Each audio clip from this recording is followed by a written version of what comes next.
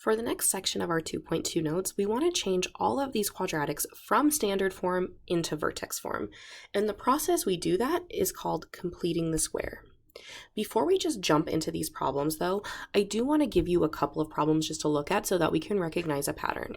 You'll notice that in vertex form, we have this term being squared. So x plus or minus a number is always being squared. And I want to look at that before I just jump into completing the square. So maybe if you have your own paper kind of off to the side, I want to see what happens when we square something like x plus 3. Okay, if I did that and I wanted to get it into standard form, I would have x plus 3 times x plus 3. I would distribute. X times x is x squared. X times 3 is 3x, then another 3 times x is 3x, and 3 times 3 is 9. Combine my like terms in the middle and get x squared plus 6x plus 9. I'm going to write down a couple of more problems. I want you to try these problems, pause the video, and then jump back on and check your work, and we're going to see if we can recognize any patterns. So let's try x minus 4 squared, x plus 5 squared, and the last one, let's do x minus 1 squared. So again, go ahead and pause your video and then try to square these things. When you've done that on your own paper, restart the video and we'll talk about some patterns. So now that you've done these 3 examples on your own paper, you should have gotten for x minus 4 squared, x squared minus 8x plus 16. For x plus 5 squared, we should have gotten x squared plus 10x plus 25. And for x minus 1 squared, we should have gotten x squared minus 2x plus 1. These 3 answers that we got in standard form are called perfect square trinomials. That means we squared something, and this is the result as a trinomial, meaning there are 1, 2, 3 terms there. If I look at the patterns with a perfect square trinomial, I can look at the number that I squared, which in this first example is a 3. 3 squared is 9. That always gives me the last term. And 3 times 2, or 3 plus 3, is this 6. So let's see if that works with all of them. If I look at the x minus 4, negative 4 squared is positive 16, but negative 4 times 2 is negative 8. 5 squared is 25. 5 times 2 is 10. Negative 1 squared is positive 1. Negative 1 plus negative 1, or negative 1 times 2, is negative 2. So when we're looking at completing the square, basically what I'm asking you is this thing that we see here a perfect square trinomial? I think the easiest example to start with for the beginning is actually this last one. So if I look at this thing, x squared plus 10x minus 12, that's not a perfect square trinomial. The perfect square trinomial would be x squared plus 10x plus 25, because I know that there's a number times itself that equals 25, and that same number times 2 is 10. So our job when we're completing the square is to make these perfect square trinomials. So for example, let's say I gave you x squared plus 12x, and I asked you to fill in the blank space to make the perfect square trinomial. You would ask yourself, okay, what number plus itself gives me 12? And that number would have to be 6, right? And then we square that number, and we get 36. Then I'm going to ask myself, okay, well, what did I actually square to get x squared plus 12x plus 36? And you would have squared x plus 6. So at this point, if I were you, I would pause the video and look at the connections between all of these numbers just to make sure that you actually recognize the pattern. Moving on though, like we said, for this third example, it is not a perfect square trinomial.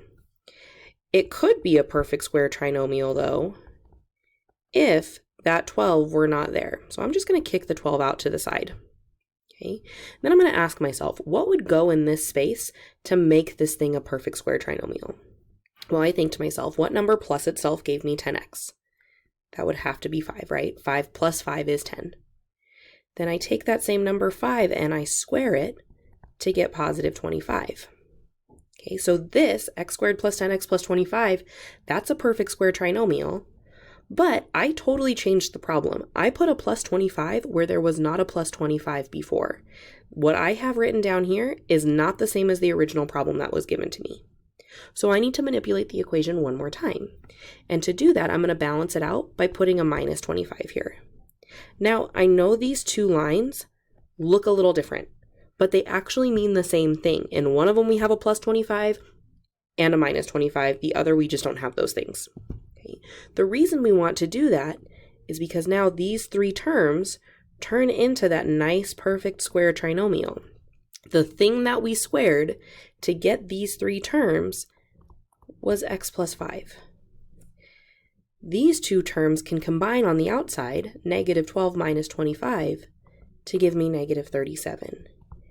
And when I do that, or when I complete the perfect square, I end up with something that is now in vertex form.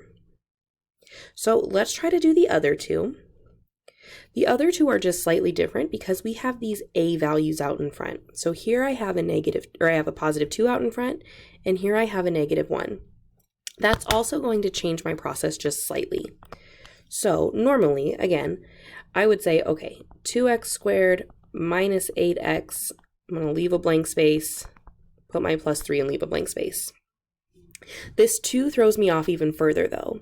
I don't want anything in front of the x squared. I don't want a coefficient. So I'm going to factor that out and say 2 times what gives me x squared, or 2x squared, that would have to be x squared. 2 times what gives me negative 8x, well that would have to be negative 4x. Now we still have our blank space, and we're still just going to kick the 3 out. We don't want it right now. So now I play my same game. I take half of the negative 4 to get negative 2, and then I square that number, and I get positive 4. So if you followed the last example, you're probably thinking, okay, we put a plus 4 in there, so now I need to put a minus 4 on the outside. When I need you to pause and actually look at what you wrote down. I know you wrote plus 4 there, but you did not just add the number 4 to your equation. You actually added 2 times 4. And 2 times 4 is 8. So since you added 8 where there was not an 8 before, we need to subtract 8 on the outside. Meaning that when we write this in vertex form, our 2 is still out in front. To get our parentheses squared, we say, okay, what did we actually multiply by itself to get x squared minus 4x plus 4, which should be x minus 2, and 3 minus 8 would give me negative 5. That is now in vertex form. All right, last one that we're going to try is similar to both of these. There's a negative out in front though, so I have to be careful with that. I'm going to start by just kicking out the plus 4 and making some room. But like I said in the previous problem, if there's ever a number out in front, in this case a negative 1, I need to factor that out. So I ask myself, negative 1 times what would go inside the parentheses can give me negative 1x squared. That would have to be x squared. Negative 1 times what would give me negative 6x? That would be positive 6x. Then I leave my blank space and put my plus 4 on the outside. So now I play my same game. Half of 6 is 3, and then 3 squared is positive 9. So again, you wrote plus 9, so you're really tempted to put a minus 9 out there. However, we have to look back and say, okay, we wrote plus 9, but we actually added negative 9. And the opposite of negative 9 is positive 9. So when we write this final answer in vertex form, we still have our negative 1 in front.